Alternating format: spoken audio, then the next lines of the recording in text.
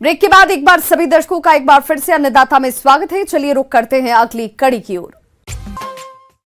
कृषि के विभिन्न उद्यमों जैसे फसल उत्पादन, पशुपालन, फल या सब्जी उत्पादन, मछली पालन, वानिकी इत्यादि का जब एक साथ इस प्रकार समायोजन किया जाए कि वे एक दूसरे के पूरक हों, जिससे संसाधनों की क्षमता, उत्पादकता और आय में पर्यावरण को सुरक्षित रखते हुए वृद्धि की जा सके, तो इसे समेकित कृषि प्रणाली कहते हैं। यदि आप भी समेकित खेती करना चाहते हैं तो इसकी जानकारी के लिए मिलते हैं कृषि वैज्ञानिक डॉक्टर MS मलिक से।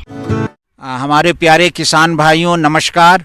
आज मैं आपको समेकित कृषि प्रणाली, जिसको अंग्रेजी में इंटीग्रेटेड फार्मिंग सिस्टम के बारे में बताना चाहूँगा, जो आज के परिप्रेक्ष्य में बहुत ही लाभकारी है और आज की ज़रूरत है कि कम ज़मीन में भी आप ज़्यादा से ज़्यादा लाभ ले सकते हैं। हमारे किसान भाई तो कृषि प्रणाली अपनाते हैं, किसान भाई हमारे खेती करते हैं, उद्यान की खेती करते हैं, मगर समेकित कृषि प्रणाली से उन्हें बहुत लाभ होगा और दुगुना लाभ होगा। सबसे पहले आप यह जान लें कि समेकित कृषि प्रणाली है क्या। समेकित कृषि प्रणाली एक ऐसी तकनीक है जिसमें खेतीबाड़ी से जुड़े दो या दो से अधिक उद्यमों को इस प्रकार व्यवस्थित करते हैं जिससे वे एक दूसरे को लाभ पहुंचाएं और लागत में भी कमी हो। समेकित कृषि प्रणाली किसानों के पास उपलब्ध संसाधनों, बाजार मांग और पूंजी पर निर्भर करती है।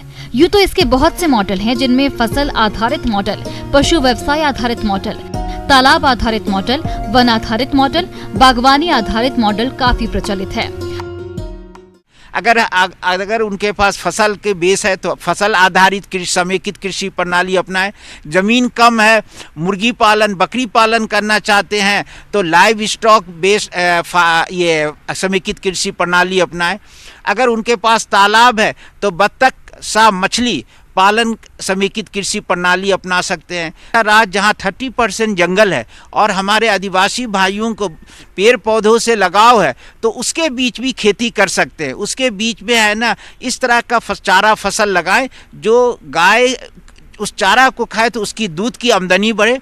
साथ में इसमें आप है ना औषधि पौधे भी लगा सकते हैं और इसमें कई आज के दिनों में ऑर्गेनिक सब्जी, उसके बेस पर भी आप है ना आधारित कृषि प्रणाली अपना सकते हैं। उसी के किनारे आप मशरूम की खेती करें।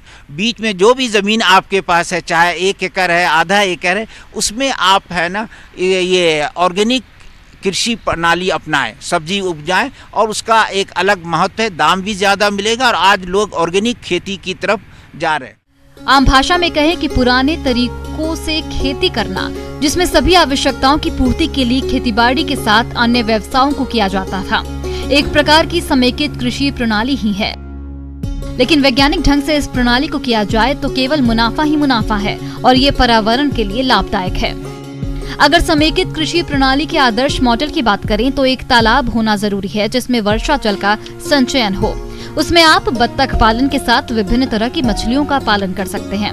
साथ ही इसके पानी का प्रयोग आप खेतीबाड़ी में भी कर सकते हैं और फसलों के अवशेषों का प्रयोग पशुपालन में कर सकते हैं। पशुओं से प्राप्त उत्पाद का प्रयोग कर सकते हैं। इनके गोबर का प्रयोग गोबर गैस बनाने में खाद के रूप में मछलियों के आहार में कर सकते हैं। तालाब के किनारों पर फल और वानिकी वृक्ष लगा सकते हैं। साथ ही तालाब के ऊपर छोटा सा घर बनाकर मुर्गी पालन, बटेर पालन जैसे कई व्यवसायों को अपना सकते हैं। तालाब आपके पास है किसान भाइयों को तो तालाब में बत्तख रखें, मछली का पालन करें। मछली में 3 लेयर की मछली, वो मछली रखें जो नीचे की सतह में जो मछली रहती है, जैसे कि है ना मागुर मच्छी, ये आपको निचले सतह में रहती है। बीच वाले सतह में है ना रेहू, कतला है और ऊपर वाले सतह में आपको सिल्वर कार्प है। तो एक ही तालाब से तिगुना आपको उत्पादन होगा। तालाब के मेढ़ के पास अच्छे किस्म का बनाना लगाएं, जो ड्वार्फ वैरायटी है, कैवेंडिश लगाएं।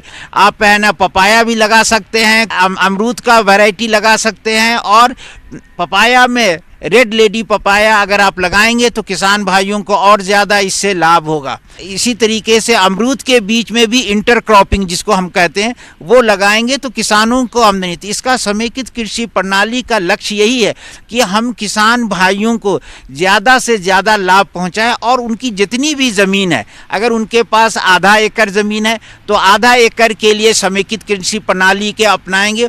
उसमें वो लिखेंगे कि अगर उनके पास फसल उत्पादन करना है तो फसल फसल उत्पादन करें, उसके बगल में वो पौधा का उत्पादन करें, उद्यान पौधा उसमें लगाएं, फ्रूट्स के पौधे लगाएं, और जो ज़मीन बची हुई है उसमें पोल्ट्री करें, मुर्गी पालन करें। कड़कनाथ आज के दिनों में ज़्यादा फायदे की चीज़ है। मुर्गी तो पालते हैं हमारे किसान भी, मगर अब देखना है किसान भाइयों कि हमें किसमें ज़्यादा लाभ होगा, कि वो ज़्यादा से ज़्यादा वो फसल लगाएं जिससे उसमें लाभ हो। मधुमक्खी के 5 बॉक्स लगा लेंगे तो उनको है ना उसमें शहद निकलेगा, 40 केजी से 50 केजी उनसे शहद निकलेगा। अगर अच्छी प्योर शहद 400-500 रुपए किलो है तो इससे किसान की आमदनी बढ़ेगी। तो इसका मकसद ये है समेकित कृषि प्रणाली में कि हम जो भी उसमें हम लगाएं, ज़्यादा से ज़्यादा कंपोनेंट उसमें यूज़ कर सकते हैं, क्योंकि समेकित कृषि प्रणाली में बाहर से खाद देने की ज़रूरत नहीं पड़ती है। और इससे जो गोबर, जैसे अगर गाय आपने रखा तो उसका गोबर खाद में काम आएगा, उसी से हम वर्मी कंपोस्ट बना लेंगे। जो बाज़ार में आपको 10 रुपये किलो मिलता है वर्मी कंपोस्ट, वो आप खुद तैयार करेंगे। जब वर्मी कंपोस्ट आप गोबर से बनाएंगे तो आप वर्मी वाष्प भी आप बेच सकते हैं, फिर वर्मी भी बेच सकते हैं, जिसको हम कहते हैं केचुआ खाद, जो आसान से। तो हमारे यहाँ जो मॉडल है उसमें किसान हमारे रह रहे हैं, तो एक किसान परिवार अपने आप को उस जो उनके पास ज़मीन है उसी आधारित समेकित कृषि प्रणाली अपनाए।